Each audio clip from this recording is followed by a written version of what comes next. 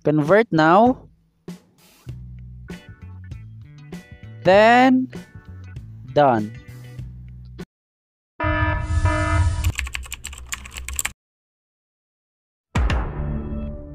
Hi guys! Welcome back! So, kumusta ang all? Ayan nga po guys, 2 weeks tayong hindi nakapag-post dito nga po sa ating channel since na-restrict nga po siya.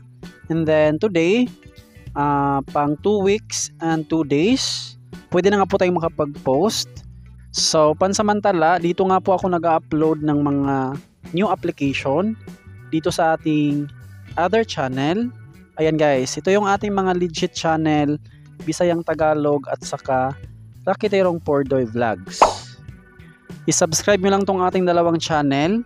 Dito sa Bisayang Tagalog channel, dyan tayo guys nagpa-giveaway every video. So puntahan nyo na yung ating channel. And then syempre guys, dito nga po sa ating first channel, mamimigay pa rin naman tayo ng giveaway.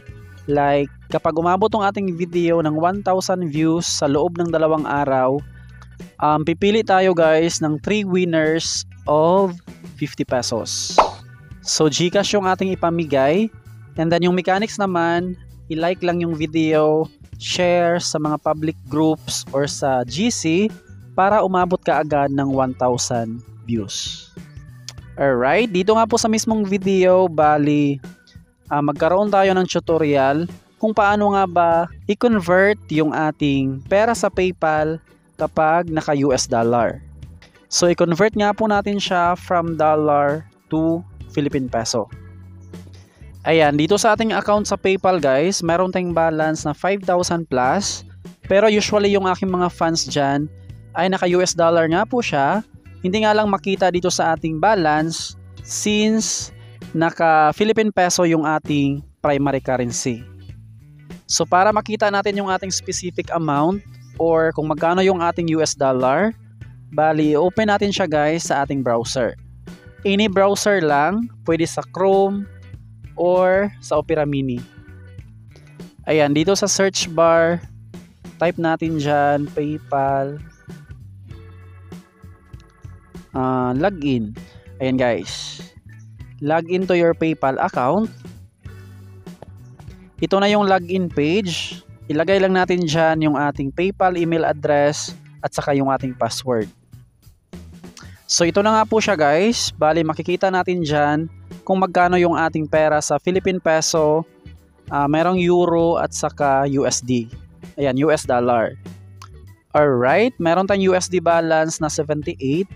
Tapos sa euro naman 0.48. And then sa Philippine peso 814 pesos. Bago nyo siya i-convert, be sure guys na naka-desktop site yung ating Chrome. Ayan, i-click natin tong 3 dots. Dito sa baba, meron nga pong nakalagay na desktop site. I-check lang natin yung checkbox. And parang ano na siya guys, computer. Meaning naka-desktop site na siya. Para ma-convert natin yan, i-zoom lang natin yan.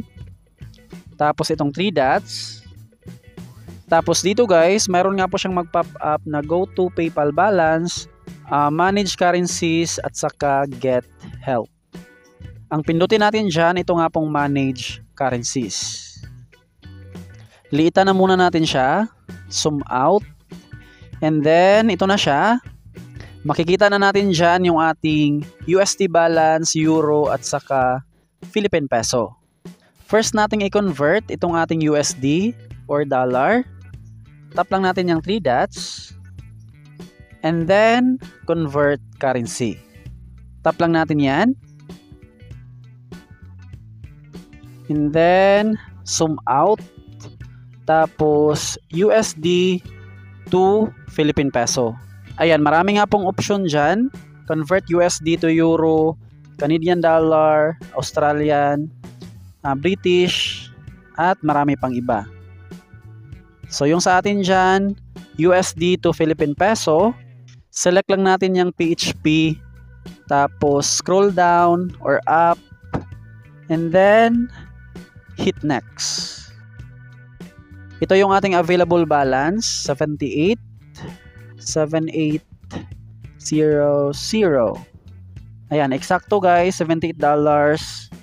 Next. Ito pala yung kanilang conversion rate. Ayan, paiba-iba yan guys since volatile yung ating USD. Nagbabago po siya anytime. For now, yung 1 USD is 55.19 pesos. Ayan, next. Yung ating $78 is worth 4,304 pesos.